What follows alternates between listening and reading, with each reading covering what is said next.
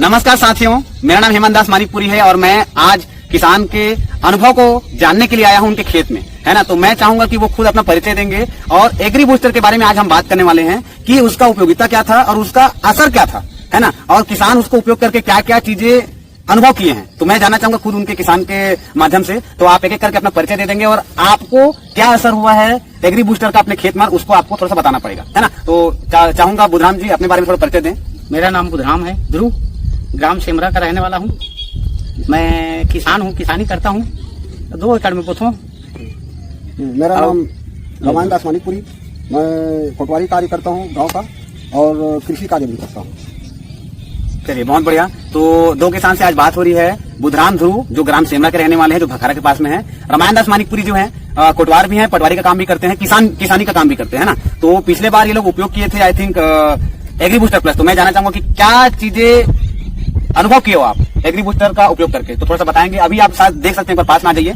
Agree booster plus का उपयोग करके असर उनको देखने के बाद ये सोच रहे हैं कि जैविक खेती उपयोग करें और उसी को हर किसानों को बताएं। तो अभी देख सकते हैं कैसा असर, कुछ भी नहीं डाला हुआ है एग्री बूस्टर को छोड़कर, है ना। आप देख सकते हैं थरा में कैसी स्थिति है। तो आप दोनों से मैं जानना चाहूंगा कि आप जो जैविक खेती का उपयोग करने के लिए सोच रहे हैं, तो क्या कारण है कि एग्री बूस्टर प्लस का उपयोग करने के बाद आप कुछ भी चीज नहीं डालने का सोच रहे हैं, क्या कारण है? तो कारण यह है, पिछले फसल में हम लोग एग्री बूस्टर को डेमो के रूप में दिखाए थे, वीडियो भी अपलोड किए थे कि जिसमें डाले थे उसका हाइट कम से कम 3 इंच ज्यादा था और जिसमें एग्री बूस्टर को उपयोग नहीं किए थे उसका हाइट 3 इंच छोटा था। तो अभी ये जो नर्सरी देख रहे हैं दिखाए हैं, जिसमें अभी तक के कोई खाद नहीं डाला है, केवल एग्री बूस्टर डाला है और इसका हाइट कम से कम 8-9 इंच है और 20-22 दिन का थरा है। तो इसीलिए हम ये सोच रहे हैं कि क्यों ना हम रसायन को छोड़ के, रासायनिक खाद को न डालें और एग्री बूस्टर का ही उपयोग करके देखें। ऐसा सोच के पिछले समय के रिजल्ट को देखते हुए इस वर्ष पूरे डीपी, यूरिया और कीटनाशक को छोड़ के केवल एग्री बूस्टर का उपयोग करेंगे। ऐसा सोच के हम लोग आज तक के कोई रासायनिक खाद का उपयोग नहीं किया।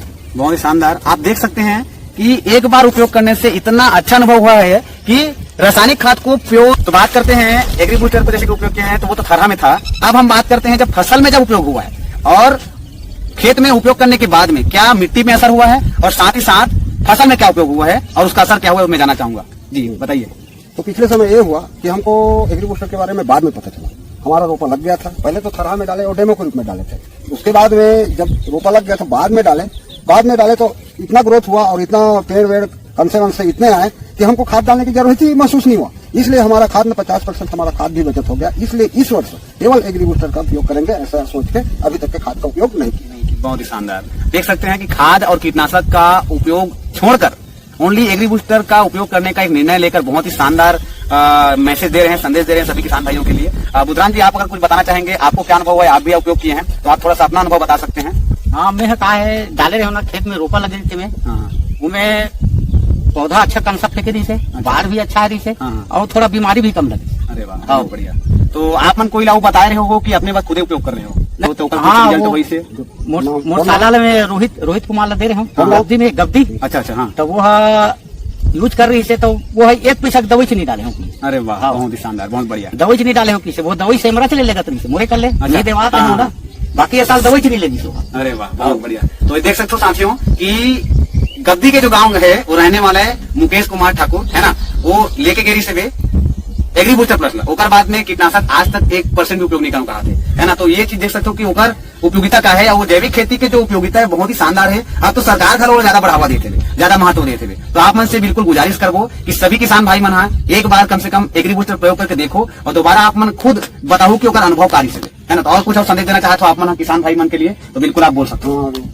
संदेश ये है कि आने वाले पीढ़ी स्वस्थ रहे, है ना, तो विष रहित भोजन प्राप्त करे, ये इसके लिए तो ये एग्री बूस्टर बहुत अनिवार्य है ताकि हमारे आने वाले पीढ़ी स्वस्थ रहे और अच्छा हिस्ट पुष्ट रहे। इसके लिए एग्री बूस्टर उपयोग सभी किसान को करना चाहिए और ये रसायन को छोड़ना चाहिए।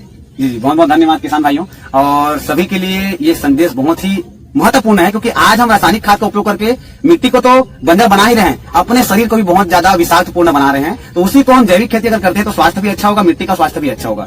तो आगे हम मिलते हैं अगले नेक्स्ट वीडियो में और थोड़ा गहराई के साथ बात करेंगे एग्री बूस्टर के बारे में और रासायनिक खाद के बारे में कि उसका असर हमारे शरीर पर क्या पड़ रहा है और किस किस बीमारी का, जमीन पर क्या, किस किस बीमारी का निजात पा सकते हैं जैविक खेती करके, और जमीन पर असर क्या हो रहा है रासायनिक खेती करके, है ना। तो अगले वीडियो में मिलते हैं, तब तक के लिए जय जवाहर, जय छत्तीसगढ़, जय DMPL।